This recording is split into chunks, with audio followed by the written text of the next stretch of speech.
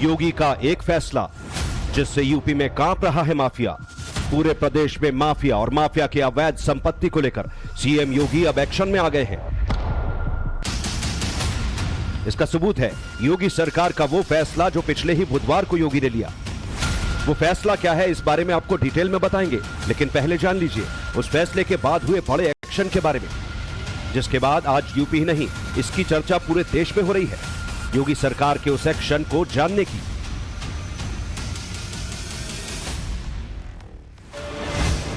आपको यूपी की राजधानी से करीब 64 किलोमीटर दूर उन्नाव ले चलते हैं।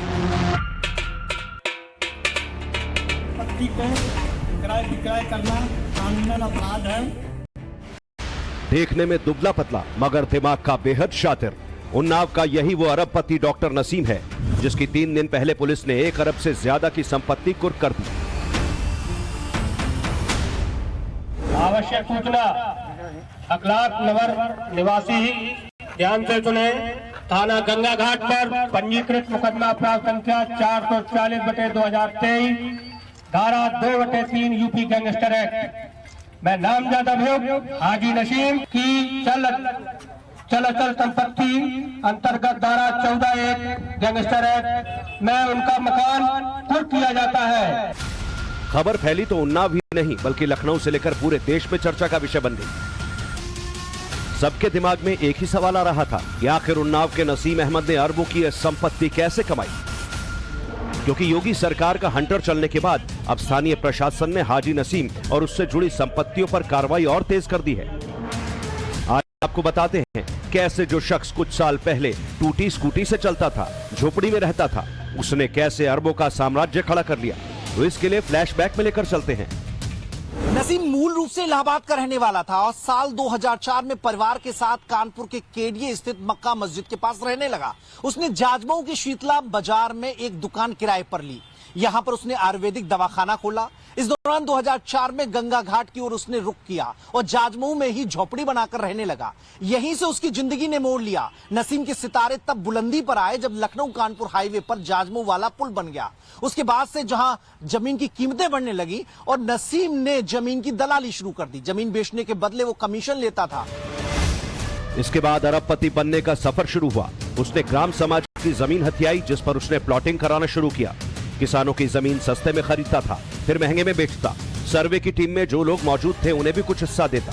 धीरे धीरे नसीम की हैसियत बढ़ती चली गई और बड़े से उसकी पहचान हुई। पैसा आया तो ताकत भी पीछे पीछे आई, साथ ही रुतबा भी बढ़ने लगा।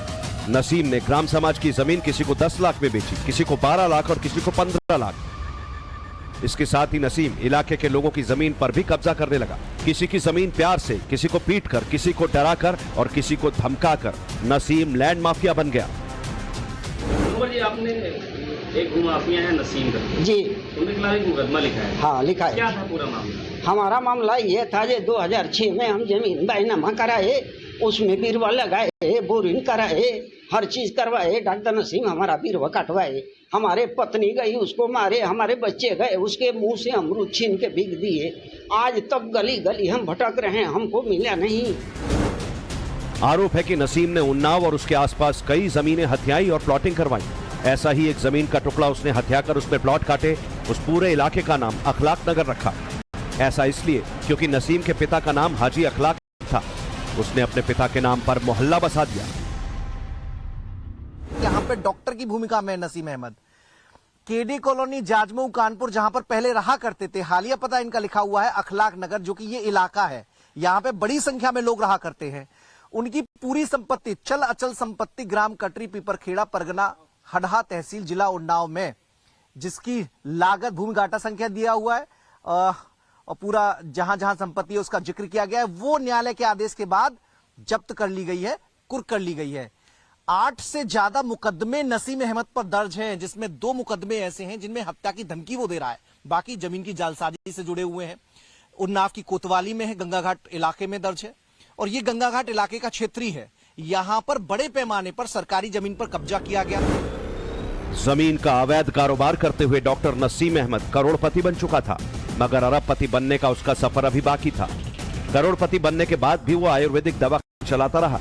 उसने अखलाक नगर के बाद कटरी पीपलखेड़ा में कई प्लॉटिंग करवाई, अपनी कोठी बनवाई। होटल और रेस्टोरेंट का कंस्ट्रक्शन किया और उस पर किसी की नजर नहीं गई। जानकारी के मुताबिक जो भी नसीम पर सवाल खड़े करता था वो पैसे से उसका मुंह बंद कर देता। अब नसीम का नाम अमीर लोगों की लिस्ट में गिना जाने लगा। पूरे मोहल्ले में उसकी चर्चा होने लगी। परिवार के साथ नसीम अहमद यहीं रहते हैं। यहाँ पे जो सामने अखलाक नगर का इलाका है वो प्लॉटिंग उन्होंने की है और वहां पर लगभग 2500 से ज्यादा परिवार रहते हैं। देखिए आलीशान इमारतें बना रखी हैं, जो आधुनिक सुख सुविधाएं होती हैं उनसे लैस ये मकान बनाए गए हैं खुद के रहने के लिए। और कोई एक मकान नहीं बनाया बल्कि एक ही प्रीमाइसेस में 3 मकान है। जो जानकारी मिली है सामने वाला मकान नसीम अहमद का है जिसे सीज किया गया है, बाकी जो 2 मकान है उनके भाइयों के हैं। तो ऐसे में वो छोड़ दिए गए हैं। नसीम अहमद के नाम 122 करोड़ की संपत्ति थी जिसे कल सीज किया गया है। और देखिए बोर्ड घर के आगे भी प्रशासन ने बोर्ड लगाया है, जो कुर्की के समय लगाया जाता है, जब्त की जाती है उस समय लगाया जाता है जिला मजिस्ट्रेट की परमिशन से। नसीम के अरबपति बनने की कहानी आगे आपको सुनाएंगे। उससे पहले बात योगी सरकार के उस फैसले की जिस कारण यूपी में जमीन माफिया थर थर कांप रहा है। कुछ दिन पहले योगी सरकार ने यूपी में 700 से ज्यादा भूमाफिया की लिस्ट तैयार की।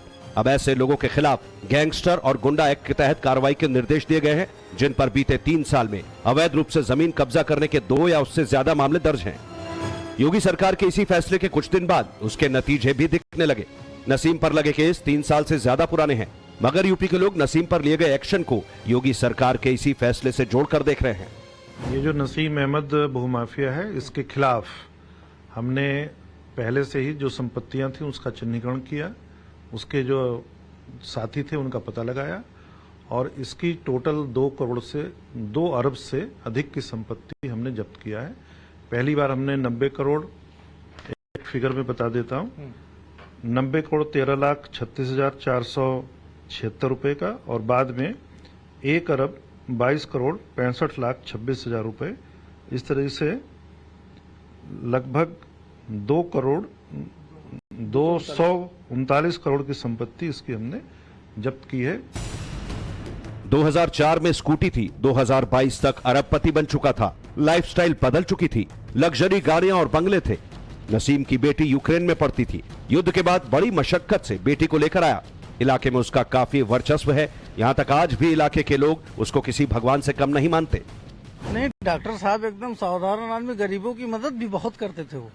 डॉक्टर साहब बहुत गरीबों की ऐसा हमने देखा है, जैसे अतीक हुए या मुख्तार हुए, गरीबों की मदद तो सब करते हैं लेकिन बाकी जो है धंधों में खूब लूटा करते हैं, सरकार की जमीन पर कब्जा कर लेते हैं। नहीं, डॉक्टर साहब का नजरिया ही अलग था एकदम से। यहाँ पे अभी प्रेजेंट टाइम पे लॉकडाउन हुआ था तो लगभग पूरे इलाके में लोग, जब यहाँ लेबर तबका आदमी रहता है, इलाके में किसी के घर में खाने का नहीं था तो पर डे 20-25 डे खाना बनता था हर मोहल्ले में। जो मतलब जिनको डॉक्टर साहब ने प्लाटिंग नहीं दिया उनके इलाकों में इधर प्लाटिंग डॉक्टर साहब ने नहीं किया है, उधर जाकर के उन्होंने खाना बंटवाया। आरोप है कि स्थानीय प्रशासन के कुछ लोगों की मिलीभगत से नसीम ने अपने कारोबार का विस्तार किया और लगभग 80 बीघा जमीन इकट्ठी की। 3 आलीशान मकान बना लिए। कानपुर रोड पर एक रेस्टोरेंट भी खोल लिया जहां से इसका सारा अवैध कारोबार चलता था।